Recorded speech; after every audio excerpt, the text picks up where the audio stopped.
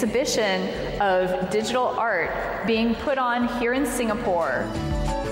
The primary motivation is really community building. NFTs have had a renaissance over the last 12 to 15 months, but there's still a substantial part of the market that's not familiar with the ecosystem. We wanted to really raise awareness to this new medium and to hopefully engage curious enthusiasts, new collectors, and artists too. Pretty exciting. There's a Beeple on display. That's the guy whose work sold for $69.3 million at auction earlier this year, and a lot of pretty big names. Making people happy. Over there, we have a BTCC block. At the back, there's actually a private key that unlocks to the Bitcoin that this holds. This work is Beeple's. So Beeple set himself out on this project where he would create a new drawing every single day. And this is a continuation of that project. This is day 5042. Making people happy. This work was initially created in 1985 by Andy Warhol. He created several digital paintings. The work was retrieved in 2014, and they kind of restored the file from floppy disks to a technology that is accessible today. Sculpture is a collaboration between CoinHako and Mighty Jaxx. Mighty Jaxx is a toy and collectible manufacturer. It's work created out of resin and hand-painted, and there's only one of such in the world. And of course, it's about the Doge.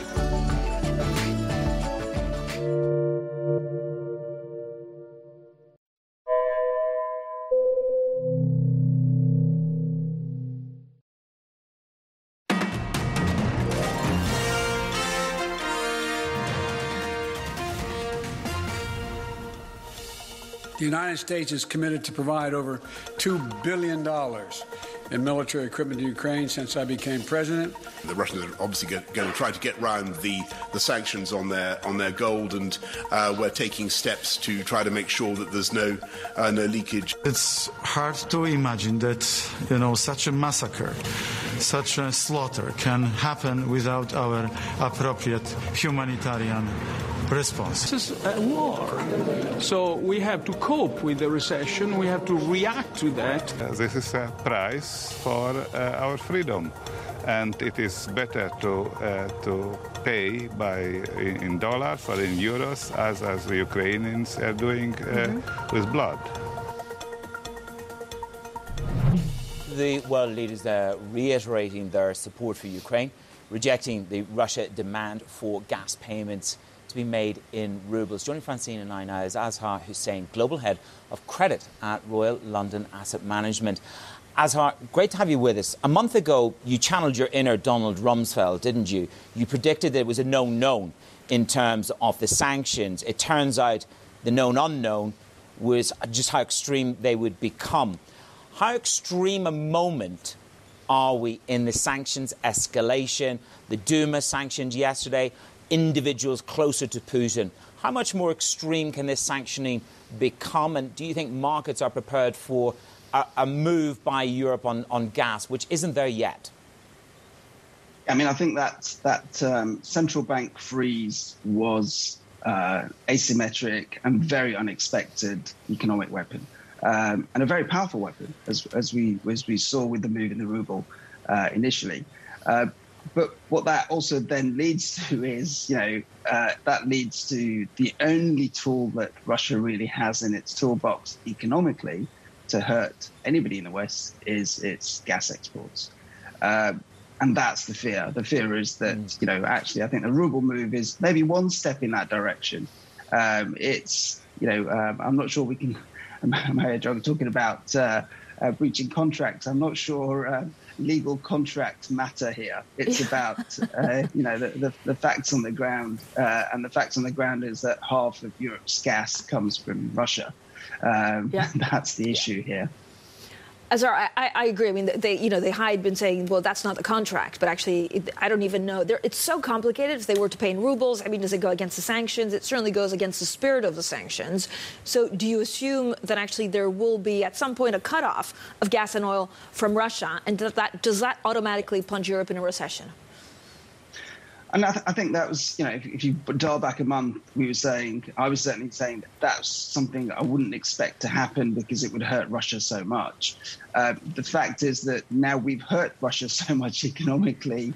I think if this conflict gets worse, and look, Russia looks like militarily they're bogged down, if they look like they're starting to lose, this is the easiest economic sanction they have on Europe. And to your question, in terms of does it mean Europe goes into recession? Well, absent fiscal support, absolutely. That's a huge impact. Some estimates are about 3% of European GDP. It's a huge impact. It's a huge impact to Germany in particular.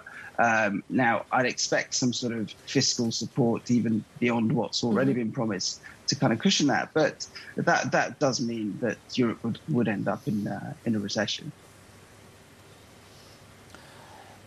Azhar, I just want to tap into asset allocation. We'll delve into the US side in just a little bit more detail in a moment. I was rolling over going to bed last night and I was watching Mr. Bowles at PIMCO going, suddenly bonds look interesting. Suddenly 0.5% in bunds looks appealing.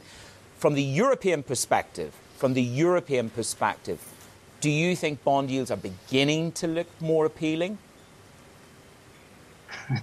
Well, it's a relative game. So you've also got, you've seen bond yields rise globally. So the reality is that if you think Europe looks appealing, the US looks even more appealing relatively here. That's an economy which even if rates increase even more from here, it's hard to see the US going into a recession in the same way that perhaps Europe will be impacted by a gas increase, for example. So I think the short answer is, the absolute levels are still very low. We've got to put that, that's the reality here. So, for asset allocators who are kind of forced to allocate to government bonds here, in absolute terms it's good, but in relative terms, or even inflation-adjusted terms, it's not that great. All right, Azhar, thanks so much. Azhar Hussain there, Global Head of Credit at Royal London Asset Management, stays with us, and we'll talk about treasuries. We'll talk, of course, about the Fed. Now, in the meantime, we're just getting breaking news on the Bloomberg terminal. Traders in China have struck, we understand, a rare alumina deal with Russia's Rusal. Now, United Rusal International, this is a huge aluminium producer, fighting really a blowback from Russia's war in Ukraine. We understand Manus is getting some help from traders in China to keep its smelters running. Now, this is, of course, a sanctioned company. We understand the shipments were organized by traders exploiting this commercial opportunity. So we'll continue keeping an eye on whether China's presence in trying to prop up Russia grows from here.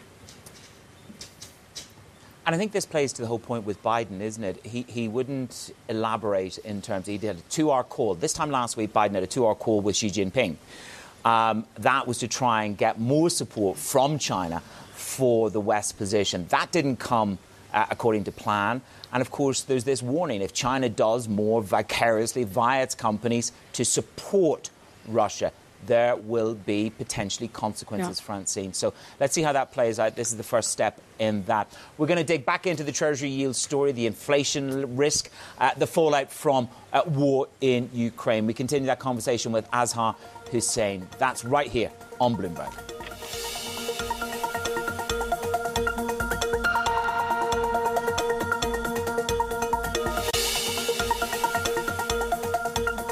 If you do any kind of business in this country, there's a pretty good chance that you're going to see that business registered in Delaware. Why? Because that's where you do it. And our point was Wyoming can be that venue for blockchain enterprise, for crypto. It's not the Wyoming way to sit around and wait for change. We want that independence, we want that freedom, we want that individuality. And that's a common theme that brings together bipartisan support for this in Wyoming. We want to make sure that people understand, especially in Wyoming, but as the United States as a whole, this trend is coming. It's not going to stop. This is more of a small town that's growing into what I would call the cryptocurrency version of Silicon Valley. It's the philosophy of that rugged individualism, the independence, and the ability to really get things done for yourself and control your own destiny. You get that from a blockchain, and you don't get that without it.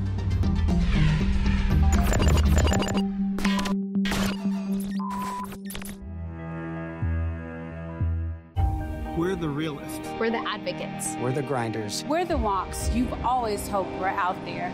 We've taken everything we've learned from our company and we've put it into philanthropies, along with almost all of our profits, which means that with our partners, we're the builders of stronger communities.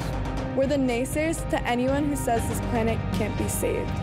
And if you're the first in and the last out, we'll be right there with you. We're Bloomberg.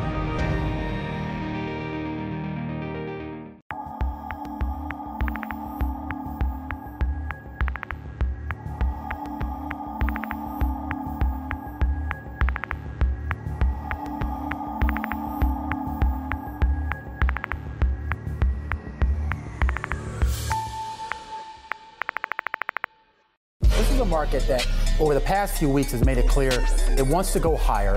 It got a little spooked by the idea that geopolitical tensions are rising.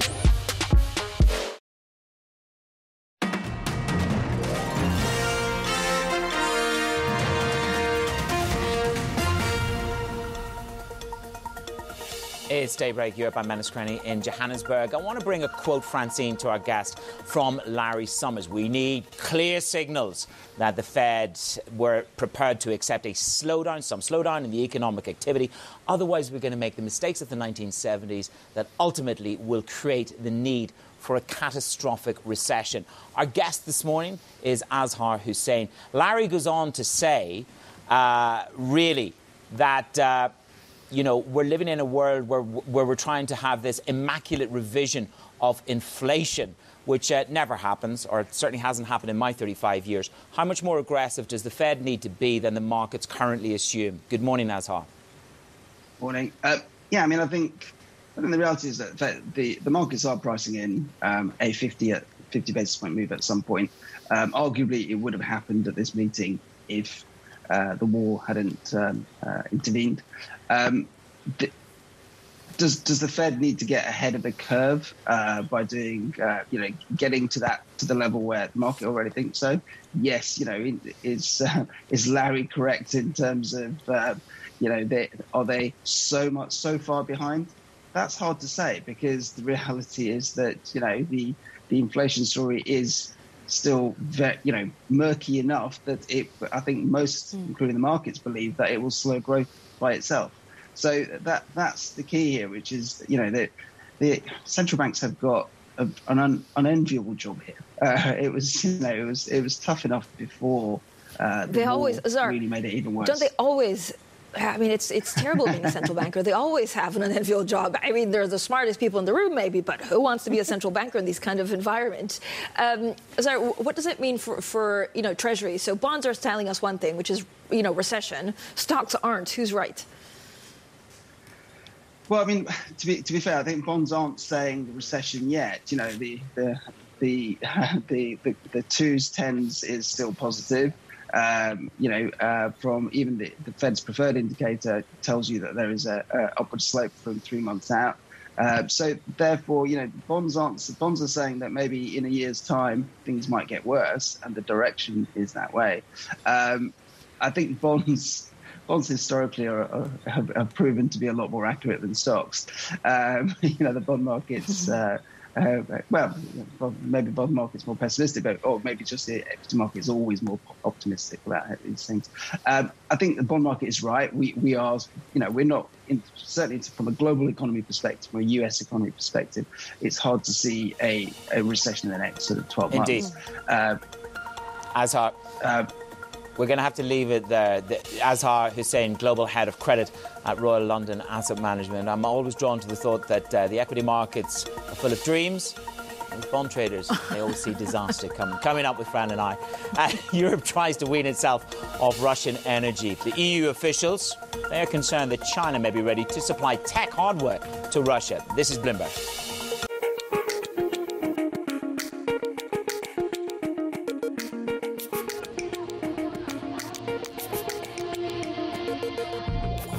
A phone, watch, and even a walking stick. These are some of the innovative gadgets backed by China's central bank, where you can pay for goods with digital yuan. Consumers in the capital city got an advanced look at what a digital yuan future might look like before a broader rollout during the 2022 Winter Olympics. 我们现在随手一部手机，出家门到哪儿都可以，除了手机没电，所以很方便的。People's Bank of China is likely to become the first major central bank to launch a digital currency globally, but it faces an uphill battle to beat the ubiquitous mobile payment tools by its competitors Tencent and Alibaba. 我觉得这个，因为是支付宝跟那个微信，大家都是已经使用习惯了，然后突然出来一个数币的价，可能一时间不能太接受，所以说还有好多人就是想下载这个数币。Other tech companies and banks are cooperating to promote digital currency. Postal Savings Bank demonstrated an ATM-like machine that can take foreign currency notes and convert them into digital yuan stored on a card. E-commerce giant JD.com Inc. showcased vending machines and self-service payment machines. And Ant Group introduced the eCNY wallet through the Alipay app, where you can top up funds through it. Consumers, merchants, and bank officials say it's critical for the yuan to be used in more ways for it to become popular. The Winter Olympics will be a test to the promotion of the digital yuan.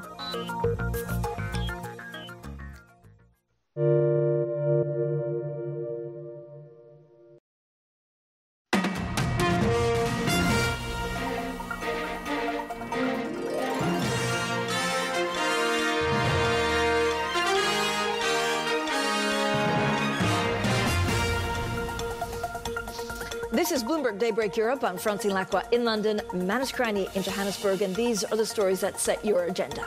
Boxed in, Joe Biden calls for Russia's removal from the G20. Bloomberg has also learned that U.S. officials worry the Russian leader may lash out dangerously. Oil holds a retreat.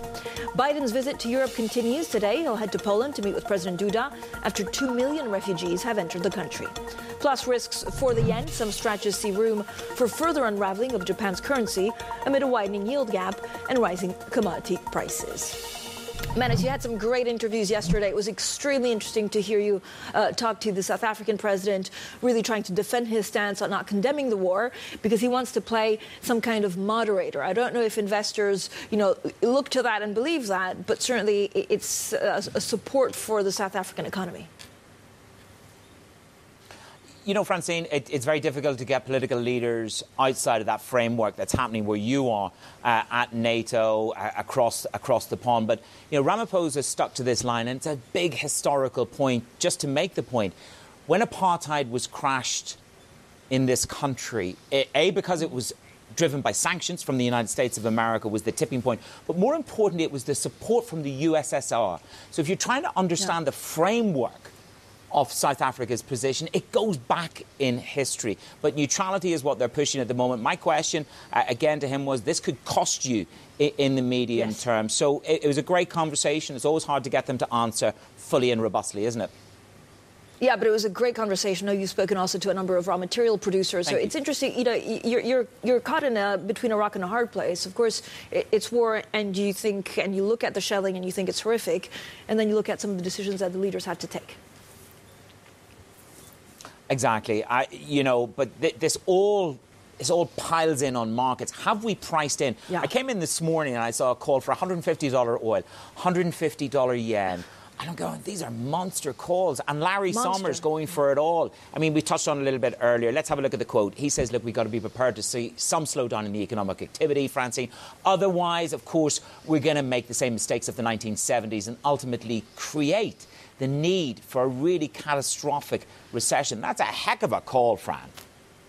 Yeah, and I never thought I'd say it, but after the many times that Larry Summers has called for the Fed to do something about inflation, the market, and if you look at the market pricing, it's really been catching on to what he's been saying for the last 14 months. So if you look at the pricing, investors have really boosted bets on this half-a-point move at the FOMC's May 3rd, 4th meeting after Chair Jay Powell already on Monday, actually. And this was a turning point, I think, for the Fed, said that the central bank was prepared to take such a step if necessary. And then we heard from Charles Evans, that was yesterday from Chicago, saying that, look, he's comfortable with raising interest rates by a 0.25 percentage point, but also saying that he's open to a bigger 50 basis points move if needed. Manus. Absolutely. Should we look at the markets? And I think herein lies the... Yeah, take the markets away. Take them away. Let's have a look at what the markets are telling us. So I know we could talk forever. This is why this is so much fun. I wish it were face-to-face, but of course it's something that we'll have to wait a little bit longer. Manus, global shares are really set for the first consecutive weekly gain in 2022. Again, given what we're seeing in terms of inflation, in terms of the metals being taken out, some would suggest that actually equity investors are just way too optimistic about the future. But they do see economic growth weathering the conflict, high inflation, and the Fed's campaign against price pressures working. I know that treasuries are different. The bond market is different, but for the moment, we're seeing that optimism translate across some of the futures in, of course, Europe, but also in the U.S., Manus. Look, I'm in the field of dreams with the equity traders. Jobless claims at a 53-year low. That's what the equity market is hanging its hat on. Look, when you look across the rest of the market, you've got SocGen. Have a look at dollar yen. Kuroda intervened this morning with a verbal intervention. We're watching the FX. Bang. Down came the dollar. Up went the yen. That was a pretty Damascene moment. I just wonder what intervention they might do. I'm not calling intervention. I'm posturing that possibility. Oil is prevaricating because there was no appetite from the EU to cut off Russia. Is that the right road to travel? And then, of course, you have other moves across the markets as well this morning. So let's see how this Frisky Friday goes for dollar yen. Francine. Frisky Friday, I like that. EU officials concerned that China may be ready to supply tech hardware to Russia. Now, Beijing's aid could soften the impact of sanctions the West imposed on Moscow over the invasion of Ukraine. Now, China's potential influence on Russia was, of course, a central issue in discussions yesterday between President Biden and allies from NATO and the EU. Now, let's bring in our Greater China editor, Jenny Marsh. Jenny, we also had that breaking news. Traders in China are trying to strike this rare deal on alumina. I guess it's a small amount to see whether they can bring it in terms of logistics and also circumvent maybe some of the sanctions. So is China going to be the lifeboat for Russia economically? I mean, that is what I think Europe now and Joe Biden are worried about. And, you know, there was big sort of talk this week at the NATO summit in Europe about watching what China's doing. They talked about setting up a watchdog almost to sort of look at who is following the sanctions and who is violating them. And they expressed particular concern that China might supply Russia with high-tech components that it can get so easily because of the penalties from the US, UK and Japan. So that would be things like chips. So far, there's no evidence that China's done this. It's being very, very careful about how it sort of navigates this crisis. And these concerns kind of echo those from the US, which has also sort of sounded the alarm that Moscow might ask China for military assistance, something which China's called disinformation. And National Security Advisor Jake Sullivan yesterday said they haven't seen any evidence of yet so far, but they're monitoring every single day. So good to see you this morning. China's Foreign Minister Wang Yi is on his way to India for talks today with Ukraine in focus. So what do we expect to come from that? Because India is in this quasi grey zone like South Africa. You know, they've not voted on side at the UN. So what's that bilateral look like? That's right. So this is the first time Wang Yi's been in India since 2019, when there were those sort of deadly clashes along their shared border. And that's still a very tense area. So they're going to be speaking about that Himalayan border, but of course they're going to be speaking about the war. And actually, India and China have taken a very similar position with Russia. They both didn't condemn Russia's actions and they abstained from the UN resolution calling for military action to stop. But of course, for very different reasons. For India, it's all about weapons imports. It gets most of its weapons from Moscow, whereas for China, you know, it's much more about opposing the US. But for India, it's difficult because it's put it at odds with a lot of the other kind of major democracies around the world, particularly the Quad. Thank you so much for joining us, of course, on these extremely complicated relationships that we need to try and untangle. Our Bloomberg Greater China editor, Jenny Marsh. Now, with us to talk more about Russia and emerging markets in general, Timothy Ash, Senior EM Sovereign Strategist at Blue Bay Asset Management. Tim, as always, thank you so much for coming on. Will China really save Russia from these sanctions? Good morning, firstly. I kind of doubt it. I mean, China is in a delicate position. My concern was that China would use Russia's invasion of Ukraine as an opportunity to do something similar in Taiwan this year. That now seems unlikely. I think the Chinese have looked at this and seen an opportunity to actually improve the relations with the US. They've got leverage over the US. They're no longer in the doghouse. They're no longer the number one enemy for the US. Putin is. And I think they'll play a very delicate line. And actually what we've seen in terms of Chinese banks, they've been very, very nervous, very reluctant to pump lots of cash into Russia. So they're worried. I mean, they're playing a delicate line here. Mm-hmm. Tim, one of the things that came out of yesterday was this lack of galvanized unity on stopping buying commodities, gas from Russia. You would say energy exports from Russia need to be stopped, and the next 2 weeks will be critical. That lack of cohesion, this is the fissure, isn't it, that Putin is banking on really within Europe. Do you think the markets are anyway ready for Europe to stop taking gas from Russia, or vice versa? Well, the consensus is Germany, and obviously there's Hungarians are in the same place. They're looking to stall this initiative. But the markets have continuously got this crisis wrong right from the start. And if you look at the conflict on the ground, it's stalled. And I would argue that, Putin's losing, essentially, at this stage. So he needs to do something different. So the question is, if there is another escalation from Putin, what does the West do? And I think the next option is energy sanctions, right? And what we've seen, again, through this crisis is, on the sanctions front, things that were unthinkable, like SWIFT, like CBR sanctions, end up getting done. That momentum gets behind the Ukrainians in terms of the sanctions front, and those in Europe opposing different sanctions options get rolled over. And I think it's a distinct possibility, put it that way. Tim, so what do you think Vladimir Putin will do next? And actually, are sanctions working? I don't know whether sanctions were, imposed in the possibility that he backs down, which he hasn't done at all so far. Well, what is clear is Russia got the calculation wrong. I mean, firstly, they didn't expect the Ukrainians were going to fight. They did. And they didn't expect the West was going to impose crippling sanctions. I mean, Biden made it crystal clear, there will be devastating sanctions imposed on Russia. And they have been. I mean, look at the collapse of Russian financial markets, fortress Russia, now on the brink of default.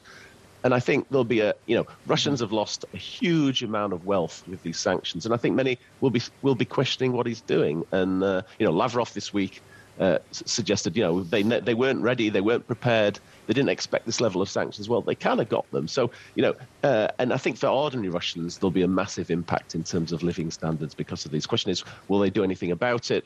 Will this make Putin worried about social unrest domestically and maybe make him sue for peace? In terms of escalation, what he does next, he thinks he's got escalation dominance, as they call it. So he's got a whole kind of script of things he can go through. NATO has made it clear they're worried about chemical weapons, they're worried about battlefield nuclear weapons.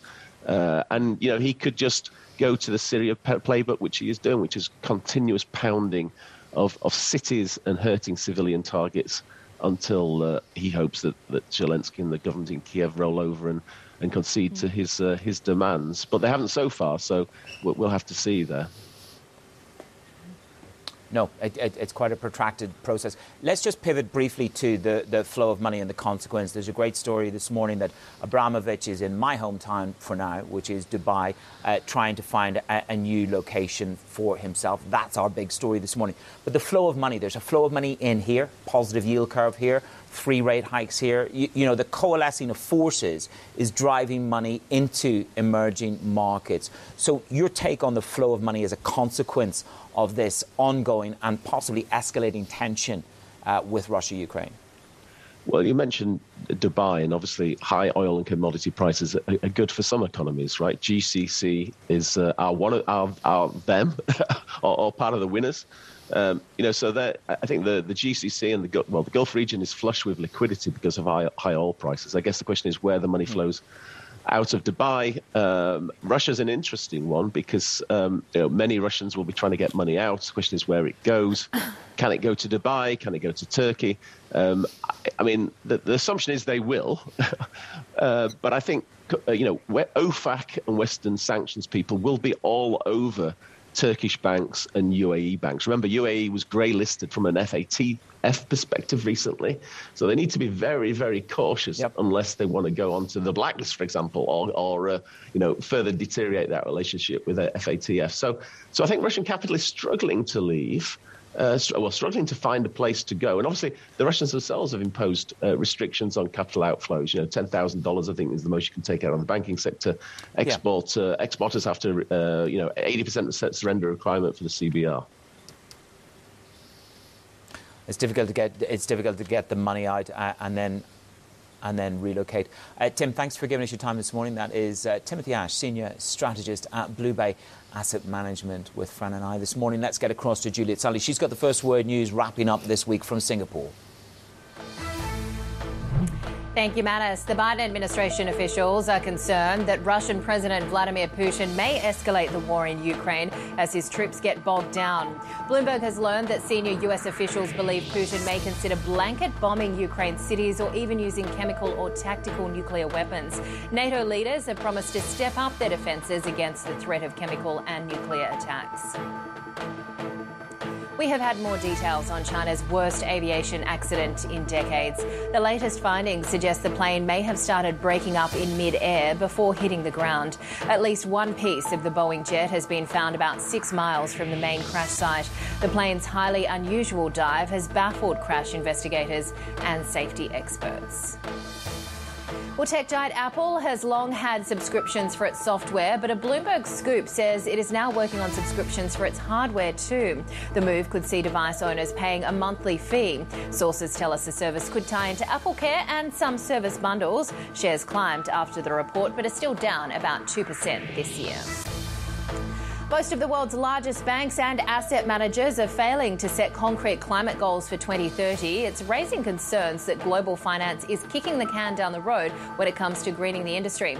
According to climate researchers at InfluenceMap, just a third of the largest banks have robust goals for slashing greenhouse gas emissions. Global news 24 hours a day on air and on Bloomberg Quick Take, powered by more than 2,700 journalists and analysts in more than 120 countries. This is Bloomberg. Francine. Juliet, thanks so much. Juliet Sally there in Singapore. Now, coming up, renewables, the Ukraine war, and nickel turmoil. More of Manus's exclusive conversation with Mark Cutifani. He's the Chief Executive Officer of Anglo American. It was a great interview, so you don't want to miss that. This is Bloomberg.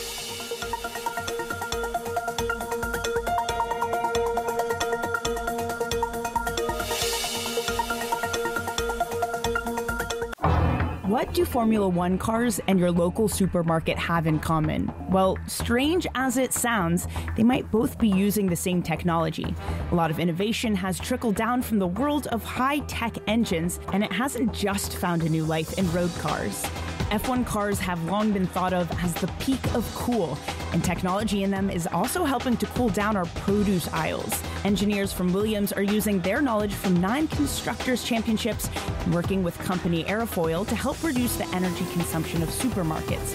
The device they're building is based on the design of an F1 car's rear wing. It attaches to fridges to keep more cool air in the unit. They estimate it can reduce supermarket energy consumption by 25%. One innovation from F1 is also helping hybrids reduce their carbon footprint. That's KERS, or the Kinetic Energy Recovery System. In common parlance, it's known as regenerative braking and works by storing energy of the car decelerating in a battery for later use. If that's not enough, F1 is now looking at TERS, or a thermal energy recovery system, looking to harness the heat produced from braking and the engine exhaust. That could allow cars to generate the same power using 30% less fuel. So while F1 may have a reputation as a gas guzzler, some of its innovations in the name of speed are helping in the everyday fight against climate change.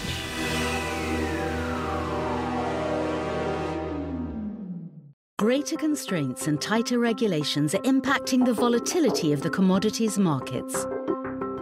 Bloomberg's enterprise solutions deliver powerful end-to-end support for your commodities workflow.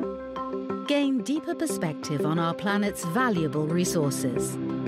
From data analysis to price discovery and beyond. Tap into the world's most advanced commodities solutions.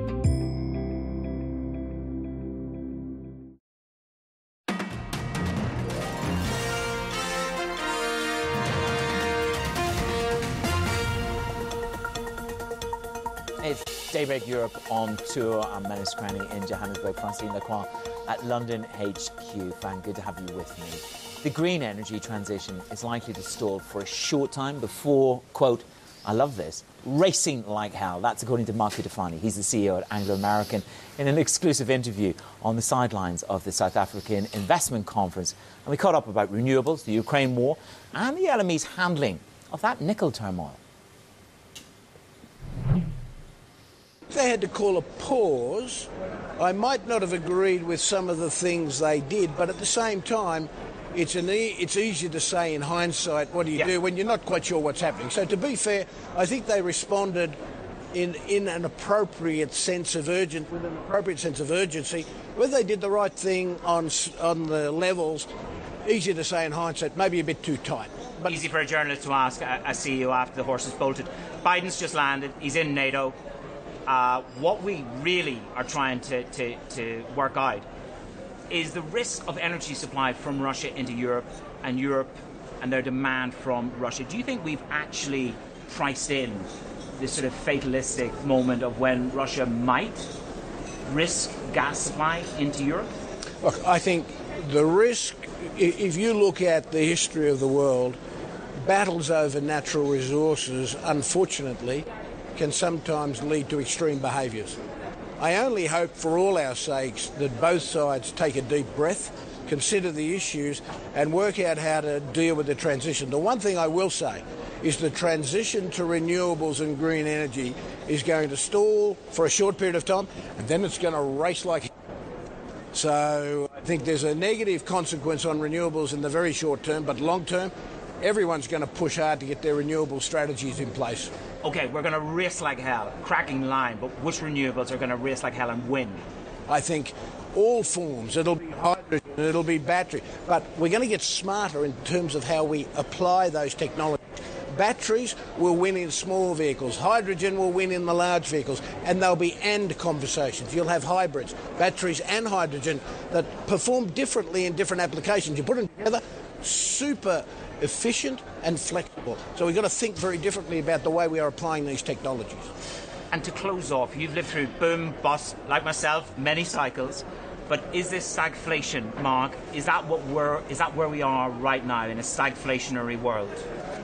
Not sure. I still think that, and I'm hopeful that an agreement will be sorted around Ukraine, Russia, Europe. I mean, the world cannot afford, and for the benefit of all the people in the world, we can't afford to keep going down this road.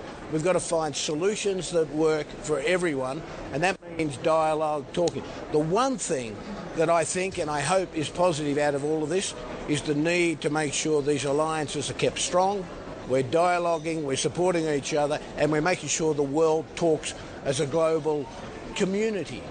And what we're having now is not sustainable, and I hope we can get together. And as business, we've got our role to play. Marco Defani there, the Anglo-American CEO, speaking exclusively to us yesterday on the sidelines, Fran. It's always great when you get a CEO when he's in almost his last month of tenure. They begin to actually talk to you in a much more relaxed kind of manner and use phrases that probably their PR people shudder at. But it was a great conversation, I think very truthful and robust. And he said, look, you know, the LME did their best with what was in front of them, but he does worry about the longer-term implications of their decision to shut and wipe out trades. Yeah, I mean, it was a great interview. I actually watched it yesterday, and I re-watched it this morning because it's all a problem about timeline, right? If you're also going to go through this energy transition, then we'll get to renewables, but it takes maybe 2, 3, 4 years. And if you're trying to wean yourself off raw materials and, of course, gas and Russian oil, then it doesn't match. And so that's where the crux is. Great work out there on the ground in South Africa, man, is in Johannesburg now. Still to come, from Chelsea to Dubai's swankiest neighborhoods, oligarch Roman Abramovich is among the Russian tycoons scouting out Emirati properties. We'll have that story next. This is Bloomberg.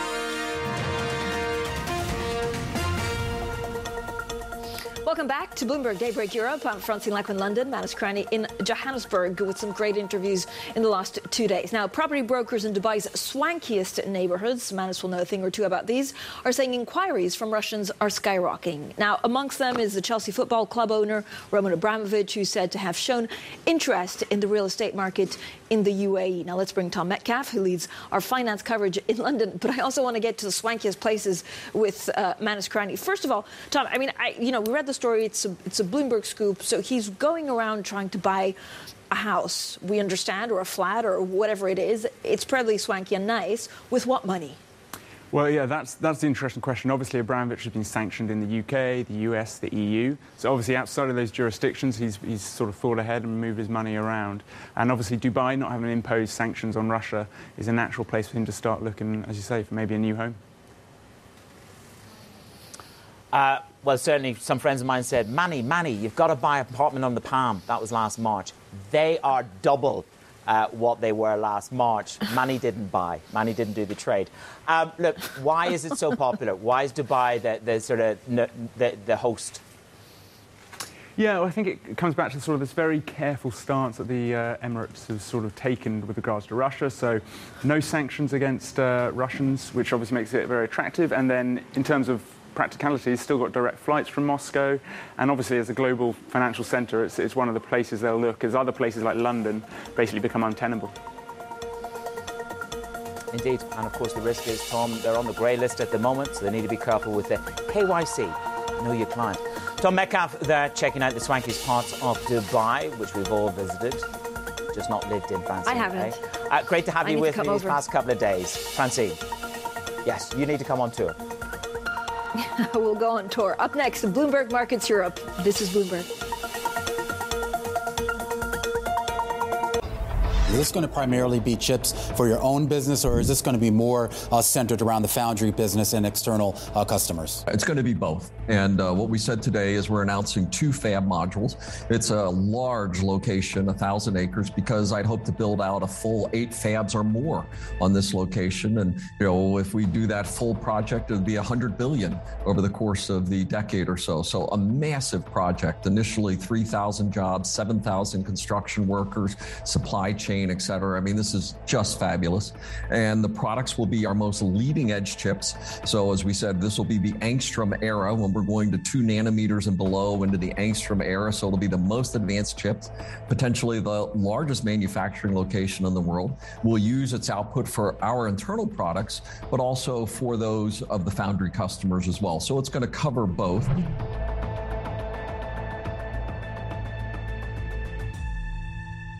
One of the most important sectors that one would look forwards to some attention in the budget would be the contact economy, and that's going to be very, very critical. You look at the services sector, which some of them which will drive employment and growth.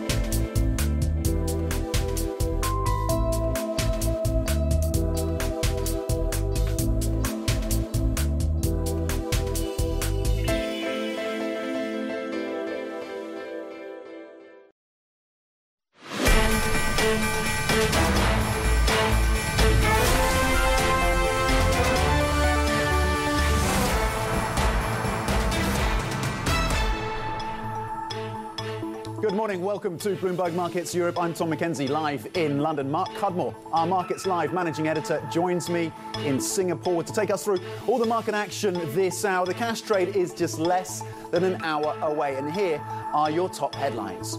Boxed in, Bloomberg reports US officials worry Vladimir Putin may escalate military operations in Ukraine. President Biden calls for Russia's removal from the G20. Biden in Europe, day 2. He heads to Poland to meet with President Duda after 2 million Ukrainian refugees have entered the country. Plus, yen risks. The currency snaps 5 days of declines against the dollar, but analysts see room for more weakness as the BOJ's Kuroda calls it a plus for Japan. Market, it's remarkable, Mark, I think, to look at the markets at the moment and counterpose, or at least compare them to what's happening on the geopolitical front. I'll get my words out eventually. And the warnings from the US about what could transpire in that war in Ukraine. And yet the markets are holding up, Mark. Yeah, absolutely. Definitely those stories about Russia-Ukraine retain the greatest investor interest, but investors aren't really trading that story at the moment. They're not showing the concern that some of the geopolitical stories are. Over in Asia, we are really, really obsessed by the yen, as you just mentioned there, and the BOJ, what they might do. And of course, in the late afternoon session, Chinese tech shares have done appallingly, and that sets a little bit of a negative tone into the European session. OK, we're just an hour away, of course, from the start of cash equity trading in Europe. The futures pointing to modest gains in here, Europe, of around 0.2%. You had a solid session stateside. Futures, the S&P E-mini futures pointing to gains of around 0.1%. You got the S&P 500 ending at around the highest level, posting around the highest level in more than 6 weeks. And, of course, global shares as well, on track potentially to have the first consecutive back-to-back gains, weekly gains in 2022. So that is the shape of things as we look at those futures. But it is, of course, the geopolitics that remains front and centre with Joe Biden in town. Mark.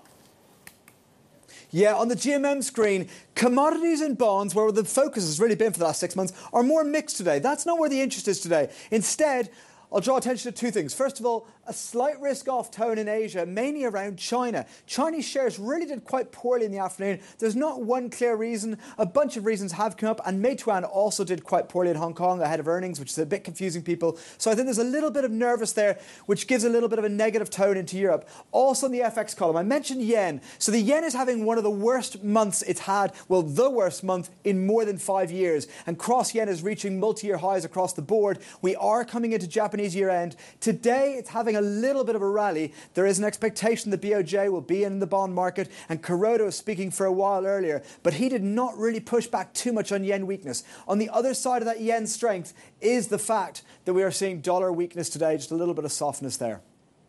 Yeah, Albert Edwards, of course, of SocGen, saying you could see the yen get back to 1990s lows on the back of that yield differential. We'll see and continue to watch that story. Let's get back to what's happening on the ground then in Europe. European leaders are continuing a 2-day summit on Ukraine after a monster diplomatic push on Thursday. Energy, sanctions, weapons and aid topped the agenda at back-to-back meetings of NATO, the G7 and the EU.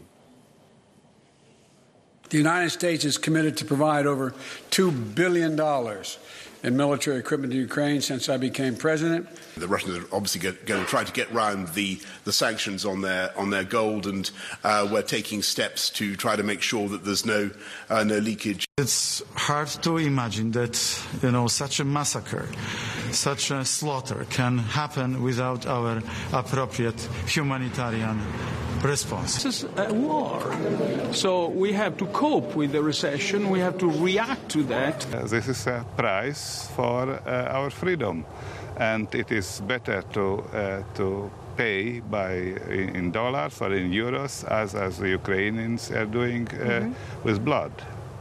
OK, a price for our freedom. For more, we are joined by Bloomberg's Maria Tadeo in Brussels. Aggie Cantrell is on the border in Poland. Maria, let's start with you. Stakes were high, but how much was actually accomplished at this mammoth day of meetings in Brussels? Yeah, and it was a marathon day yesterday here at Tom. We talked about a NATO summit, a G7, then, of course, a European leader summit in which the Ukrainian President Zelensky jumped on both calls. He was on the NATO call, and he was also on the European leader summit with President Biden sitting at the table. Now, Tom, I would separate here the symbolic nature of this trip, which was huge. And yesterday we did get this show of unity. The President of the United States summarized it very well. He said when Vladimir Putin invaded Ukraine, he was looking to create chaos and disarray in Europe. The reality is, at this point, we're more united than we've ever been. And that was echoed by the Secretary General of NATO, who said, at this point, we're the strongest military alliance in the world. If we stay together, if we stick together, we are going to be safe. But the reality is, when you look at the details here, right now, this morning, I really struggle to see what's new. When it comes to the weapons delivery, a lot of this is now being done in a way that's very secretly. Of course, that is not to avoid compromising countries like Poland, which are the distribution hub here. When it comes to the energy story, which really will be center stage, today there was no major announcement. To their credit, and to be fair, we are waiting for Ursula von der Leyen to meet with the U.S. president in about an hour, 30 minutes. Perhaps we get an announcement on LNG, but to me, it really is not clear how Europe deals with next winter. But also the biggest question of all, are they going to listen to Vladimir Putin and have to pay in rubles? For the time being, what they say is that is not going to happen. The European Union is not going to participate in what they say is an obvious violation of this contract. But if you don't do that, what is the plan B? And today, to me, it's not very clear what the plan B looks like. Good morning, Maria. You said a marathon session yesterday on defence, and you talked a little bit about the energy issues there. What are the major sticking points, though, in the discussions about energy today? Well, there's fundamentally 3 points here. Of course, the European Union has made it very clear they want to move away from Russian energy imports. In fact, there is major legislation that's called Repower EU that's about to kick in that says in the space of 2 years, we need to cut down gas imports by 80%. That's where the United States, of course, will come in handy. And they've said, we want to help you deal with this. Of course, there's also a benefit for the energy production in America. But the problem here, and this is really, I can't stress this enough, there isn't a European energy market at this point. It's 27 different countries that have 27 different systems. Some prefer electricity over gas. The pricing of those two is also very controversial in Europe. And we're looking at solutions to perhaps 2-3 years down the line. But the issue here is next winter. And we know that is not going to happen overnight. The other issue, of course, is how do you pay for this Russian gas? And this is a very real conversation here in Brussels today. If you don't accept what they believe is blackmail on the ruble payments, there is a distinct and very real possibility that Vladimir Putin could be willing to cut the flows. And at that point, what do you do? But here's one thing that I heard yesterday that really caught my eye. The Europeans say they're not going to blink on this for the time being, because if he were to do this and cut the flows, this is going to hurt both. It would probably or could likely send Europe into a recession, but it would also have a severe impact on Gazprom. This is a Russian energy company. It's the only thing that's making money for Russia at this point. Do you want to risk it and put it down the line? That's the question the Europeans, of course, are floating this morning. OK, Europeans not ready to blink yet on those ruble payments. Let's get out to Poland then. Aggie, President Biden heading to Poland, where you are today, to meet with his Polish counterpart. Do we know what they both hope to achieve from this visit? What is the aim, certainly, of the Polish side in this? Yeah, so we're expecting Biden to arrive here at Rzeszów Airport later today in the afternoon. And there are going to be, in the part of the meetings that are going to be taking place here in Rzeszów, there are going to be two focuses. He's going to be talking to people who are dealing with the humanitarian relief effort on the ground here in Poland. Poland, remember, has taken over 2 million of the refugees coming from Ukraine. So the humanitarian aspect and what that means to support humanitarian relief in Ukraine as well is going to be a key focus. And the other part is the security aspect. Poland is itself very concerned about the security risks that Russia poses to the eastern flank of NATO. And so the focus of the bolstering of NATO troops within the eastern flank of NATO is also going to be a key focus when Biden comes here today. OK, Bloomberg's Aggie Cantrell on the ground for us in Poland ahead of that visit by President Biden. Maria today, of course, in Brussels following those important meetings. Let's get to the Bloomberg First Word News now with Laura Wright. Laura. Thanks, Tom. We've had more details on China's worst aviation accident in decades. The latest findings suggest the plane may have started breaking up in midair before hitting the ground. At least one piece of the Boeing jet has been found around 6 miles from the main crash site. The plane's highly unusual dive has baffled crash investigators and safety experts. Leaders of the US and its allies are exploring how to keep Russia's invasion of Ukraine from causing a spike in global hunger. The war has disrupted supplies of wheat and other goods from one of the world's bread baskets. President Biden said on Thursday that international food shortages are a real threat. Officials are also concerned the conflict could lead to political instability in poorer nations. EU negotiators have ironed out the final details of a new law that will force sweeping changes to how big tech firms operate in Europe. The new Digital Markets Act targets platforms like Facebook and Google. Among the rules for so-called gatekeeper companies is a measure to allow users to move more freely between messaging apps. Tech giant Apple has long had subscriptions for its software, but a Bloomberg scoop says it's now working on subscriptions for its hardware as well. The move could see device owners paying a monthly fee. Sources tell us the service could tie into Apple Care and some services bundles. Shares climbed after the report, but are still down about 2% this year. Global news 24 hours a day on air and at Bloomberg Quick Take, powered by more than 2,700 journalists and analysts in more than 120 countries. This is Bloomberg. Mark, Tom. All right, thank you. OK, coming up, the yen snaps a prolonged drop against the dollar. Some strategists see room for further unravelling amid a widening yield gap and rising commodity prices. We're going to discuss that. Up next, we're going to get Mark's take on all the market action. If you have any questions of your own for him or any of our guests, please do send them to us on IB plus TV Go. This is Bloomberg.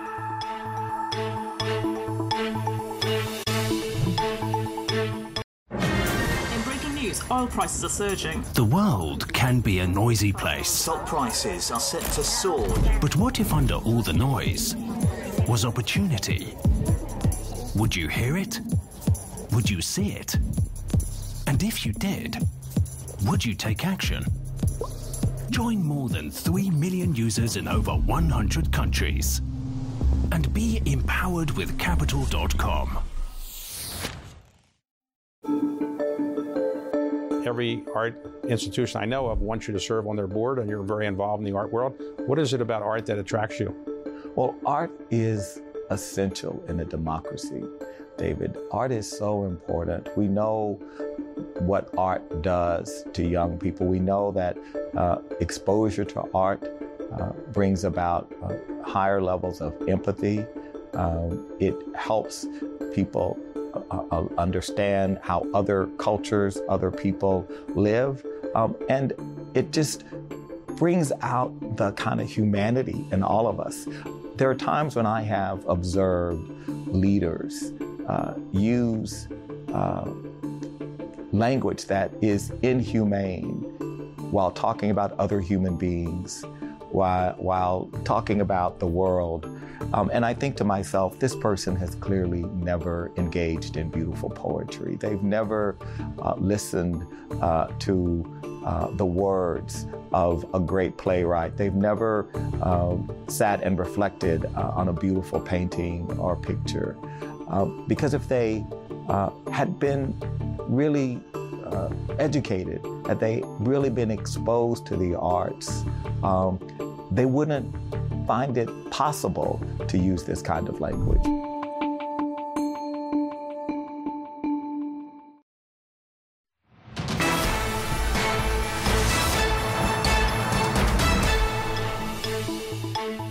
Welcome back to Bloomberg Markets Europe. About 45 minutes from the cash equities open. Modestly lower yesterday for European stocks. A solid session for the US futures here in Europe, pointing to gains of around a little under 0.2% as things stand. Futures stateside pointing to gains of about 0.1%. Mark Cudmore in Singapore. What is top of mind for you at this point? I think there's a few things. One is we continue to watch the Russia-Ukraine situation and what this means for oil prices. Remember, we've got OPEC Plus happening next week. And so therefore, I think the move from oil prices here will be very, very important in context of that. On top of that, I'm impressed by how well equities are holding up in context of the yield move.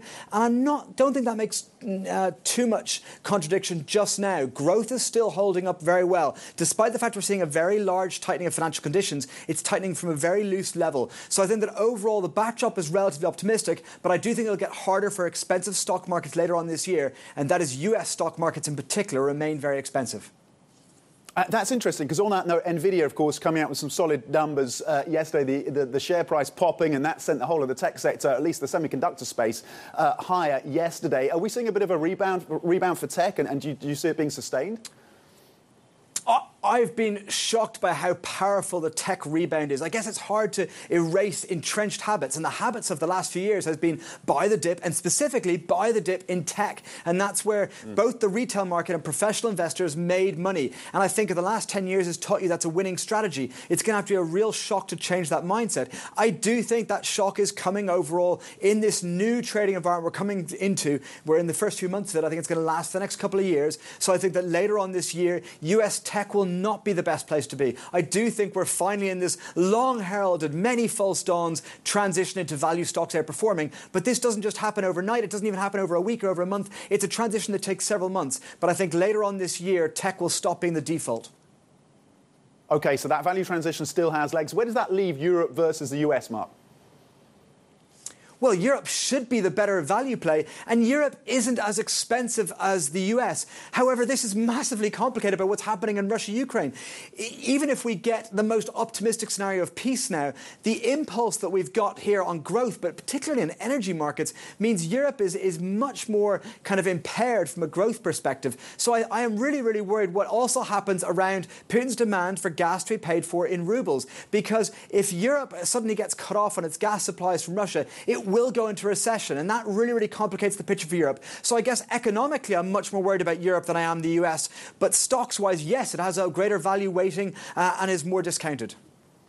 And the energy price component, of course, part of the mix when you look at Japan. I know you've been writing about the yen, of course, the commodity complex there, the demand for those imports for Japan, but also the yield differential. What do you think and what do you make of the moves that we've seen in the yen? I think yen can continue to weaken. I think the moves of the last year or so have made sense. Look, this is a country that's a massive energy importer. When we're seeing energy prices surge, it's a commodity importer generally. It's also a country that is not having the inflation problem the rest of the world, so therefore they are holding yields much lower as yields everywhere are going up. This yield differential is particularly remarkable given that Japan is one of the largest debt piles in the world. So overall, the longer-term yen weakness can sustain. Mark Cardmore, great stuff on some of the key themes we are watching today in these markets, across these markets. Remember, of course, you can get up-to-date analysis and insight from Mark and the rest of the excellent team. Just go to MLive Go on your terminal. Coming up, bets on aggressive rate hikes from the Fed are rippling through markets, of course, with Treasuries on course for one of their worst quarterly routs since at least the 1970s. We've got more of your market action next. This is Bloomberg.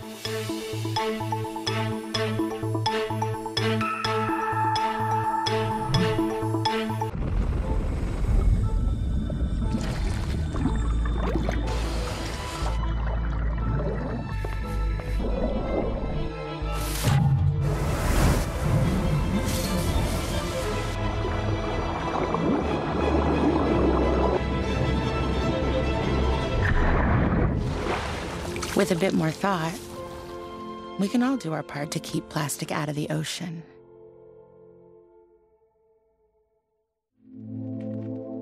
This data update is brought to you by HKEX. Trade Asia in Asia.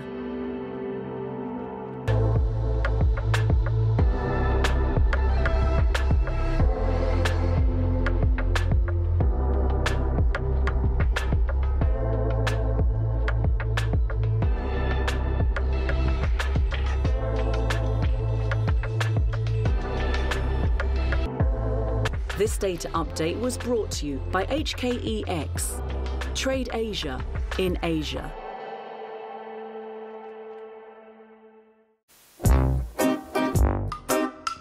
This is really kind of inside baseball stuff. And Lisa, what's great about this is we got Michael Collins doing the Macarena on TV or on radio. You're not seeing us. We got our hands up as we do the 10s, 30s Macarena. Thank you, Tom. Am I doing it okay? That you're Oh, that's beautiful. I'm keen you're making me Who lose gave it. him his coffee this morning, Lisa? Bloomberg surveillance. Markets move, and so do we.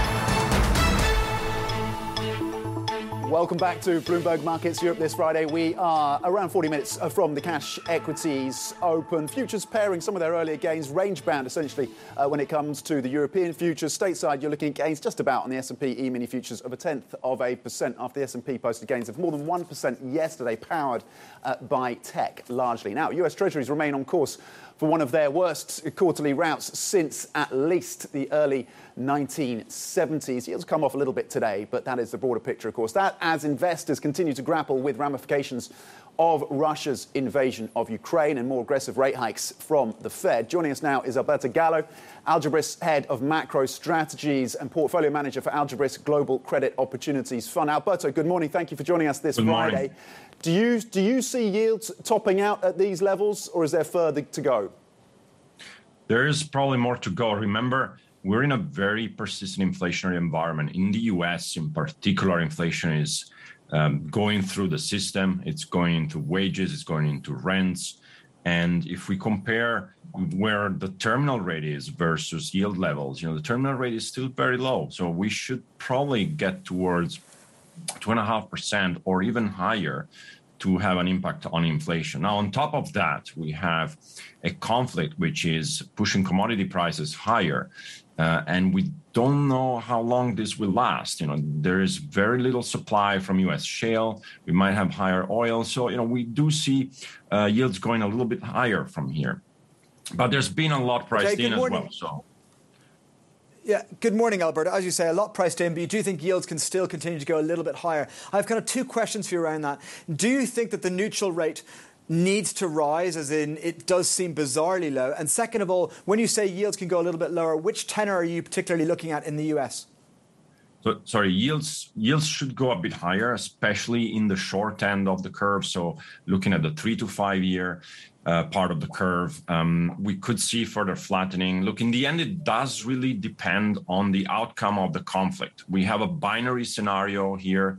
If the conflict gets resolved, we know demand is very strong. There's capex in the US, so we'll see a steepening.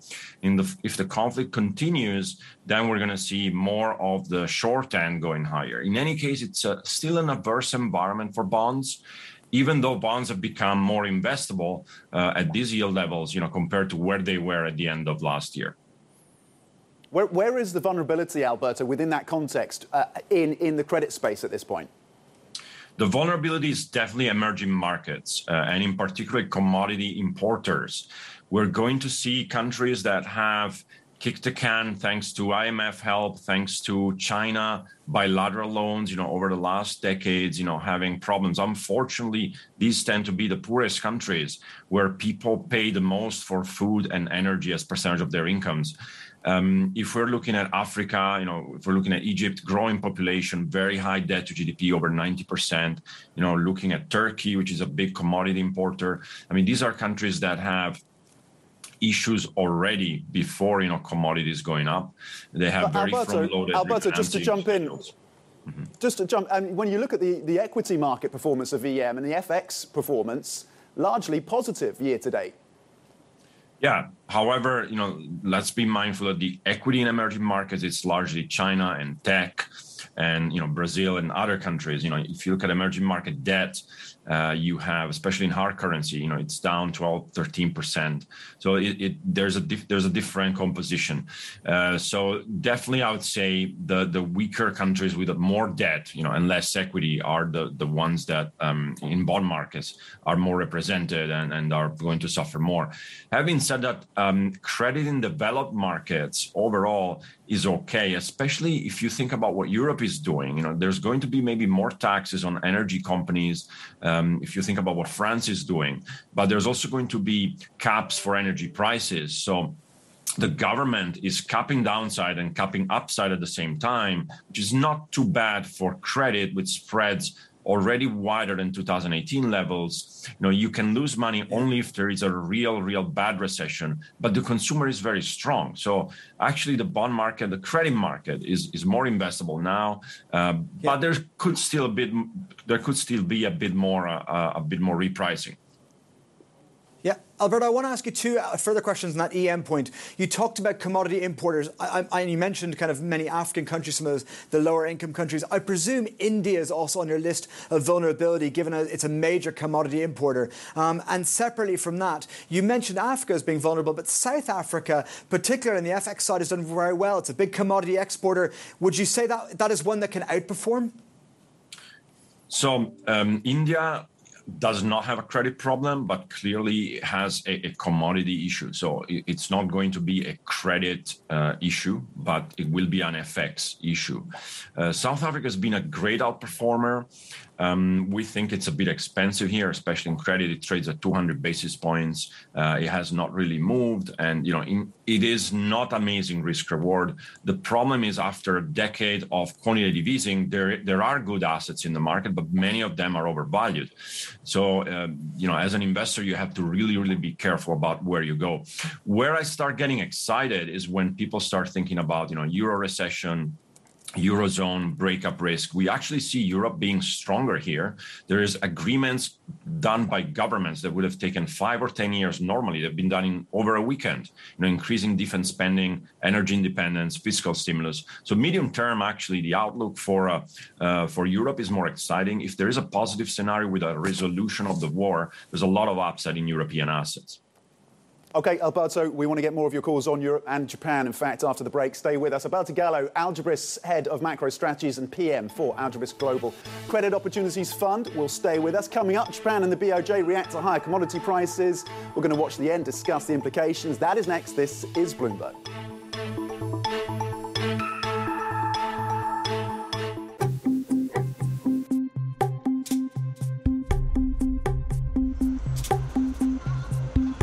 I'm here in the Huanggang village of Shenzhen, and what looks like just a typical village with shops and restaurants is actually one of the major tourist sites in Shenzhen.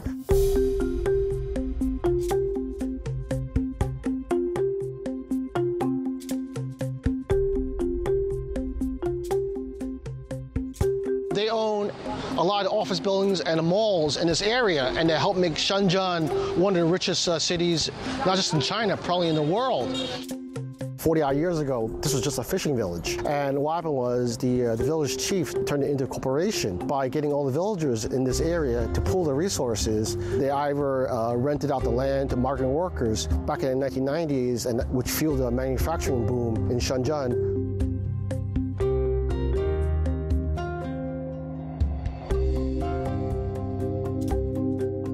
But in recent years, there's been some dissension among some of the villagers because they think that they ought to be selling more of their land to the government for urban renewal projects. In the past, there was a lot of symmetry among the villagers in terms of how they wanted to invest their money, and now we're seeing a lot more dissension just because the younger generation, you've heard about lying flat, how a lot of younger people, they want to take it easy compared to their parents.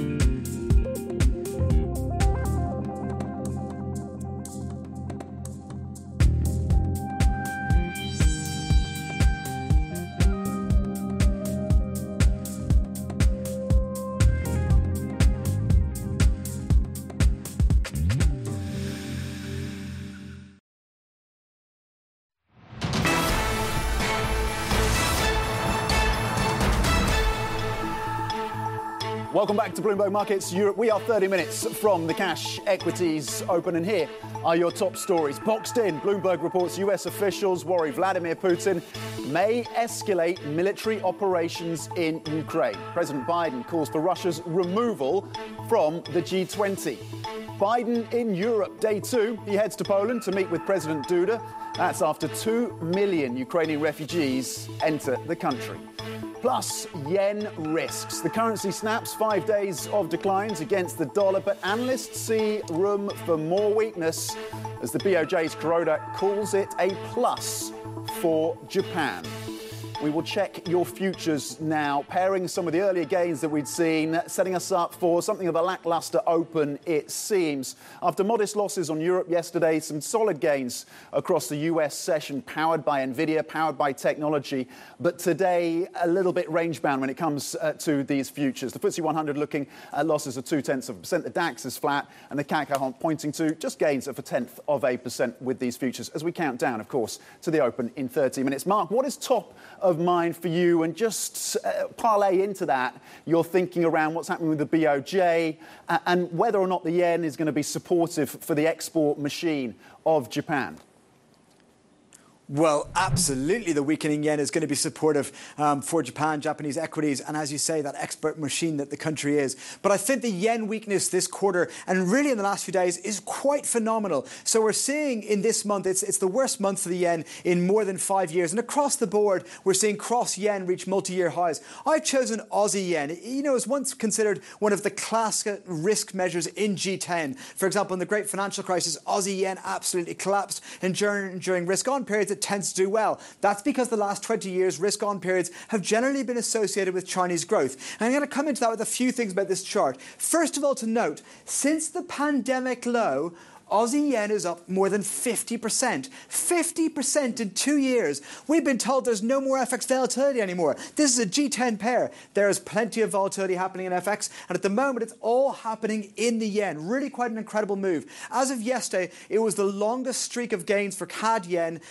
in history, going back more than 50 years to Bretton Woods, since we had freely floating currencies. So what we're seeing in the yen is really quite extraordinary. And, you know, Alberto, our guest, who's going to be talking to again in a second, was talking about EM vulnerability. But, for example, the carry trade, which yen is often used for, Brazil yen's returned more than 25% year to date. And, of course, this is in the context that we have a war. Normally, yen is a haven, and yet it's doing terribly. Of course, that is because what's happening with oil prices. Japan is a major importer. Two extra kind of things to kind of point out about these incredible moves we're seeing at the moment is the fact that we're right at the edge of the BOJ limits for their supposed yield curve control. So will they maintain their yield curve control? Will they kind of clamp down in yields, which will again pressure on the yen even further? Or will they have to adjust their yield curve control policy? That's one of the big issues, and maybe we'll ask that for our guest. And the final extra thing to point out in the very short term, everyone who trades FX going, this is too far, too quickly. Short term, you've got to take profits. You've got to fade this. Except we are coming into fiscal year end in Japan. And look, I worked in Nomura and FX. A basic, simple rule, it's not a lock and steady rule, but a rule of thumb was you don't tend to want to buy yen going into fiscal year end, and that's only a few days away. So this is absolutely the asset to watch today. OK, the asset to watch, the volatility around the yen across the FX space, particularly that Aussie-yen pairing. Mark, thank you. Let's bring in Alberto then at this point. Alberto Gallo is still with us, of course, from Algebris. Alberto, what do you make of what is happening then with the yen? The yield differential, of course, the BOJ standing firm on its easing stance, at least for now. What are the implications across this asset space when you look at Japan? I'd say central banks around the world can be classed into three categories, the good, the bad, and the ugly. The good are trying to hike rates following a recognition that inflation is persistent. The bad ones are isolating themselves. Think about Russia or China. They're trying to isolate their financial system. And then there's the ugly ones, which are essentially pretending inflation is transitory.